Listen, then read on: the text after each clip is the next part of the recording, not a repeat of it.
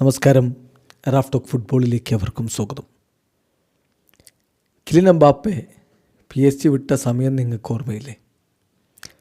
അദ്ദേഹം PSG വിടുമെന്ന് ഉറപ്പായപ്പോൾ Luis എൻറിക്ക് അദ്ദേഹത്തെ പലപ്പോഴും സബ്സ്റ്റിറ്റ്യൂട്ട് ചെയ്യുകയും ബെഞ്ചിലിരുത്തുകയൊക്കെ ചെയ്തു.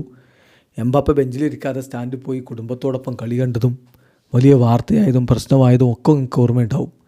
എന്നാൽ ഇപ്പോൾ ലൂയിസ് എൻറിക്ക് പറയുന്നു എംബാപ്പെ മുത്താണ്, എംബാപ്പെ സത്താണ്, എംബാപ്പയെ പോലെ ഒരു മനുഷ്യനെ വേറെ കാണാൻ പറ്റില്ല, അവനിവിടെ വിട്ടുപോയത് ഞങ്ങൾക്ക് തീർച്ചയായിട്ടും ദുഃഖകരമായിട്ടുള്ള കാര്യമാണ്. പക്ഷേ ലൈഫും ഫുട്ബോളൊക്കെ ഇങ്ങനെയൊക്കെയാണ് എന്ന്. എംബാപ്പയെക്കുറിച്ച് പറയുമ്പോൾ ലൂയിസ് എൻറിക്കയ്ക്ക് ഇപ്പോൾ 100 നാവ്.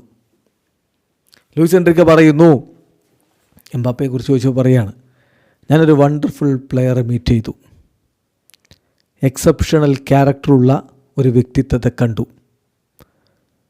തീർച്ചയായിട്ടും ഇങ്ങനെ അവൻ്റെ കാലിബറുള്ളൊരു കളിക്കാരനെ നമ്മൾ കാണുന്ന തരത്തിലായിരുന്നില്ല അവൻ്റെ പെരുമാറ്റവും അവൻ്റെ ചെയ്തികളും ഒന്നും. വലിയ മനുഷ്യത്വമുള്ളവൻ, വളരെയധികം അഫെക്ഷനേറ്റായിട്ടുള്ള ഒരാൾ, ആർക്കും എപ്പോഴും ചെന്ന് കാണാൻ പറ്റുന്ന അപ്രോച്ചബിൾ ആയിട്ടുള്ള ഒരാൾ. അവനൊരു വണ്ടർഫുൾ പ്ലെയറാണ്. തീർച്ചയായിട്ടും അവൻ മാഡ്രിഡിൽ പോയി എന്നുള്ളത് ഞങ്ങൾക്ക് നിരാശയുണ്ടാക്കുന്ന കാര്യമാണ്, പ്രത്യേകിച്ച് ആ ഒരു സമയത്ത്.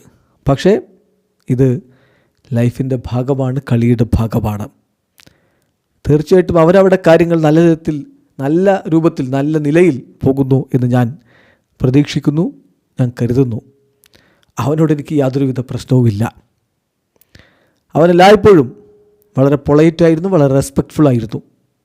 സോ അവനൊരു വണ്ടർഫുൾ പ്ലെയറാണ് ലൂയിസ് എൻറിക്കെ തന്നെയല്ലേ ഈ പറയുന്നതെന്ന് അത്ഭുതപ്പെട്ടു പോകും. കാരണം അത്തരത്തിലാണ് ഇപ്പോൾ എംബാപ്പയെ വാഴ്ത്തുന്നത്.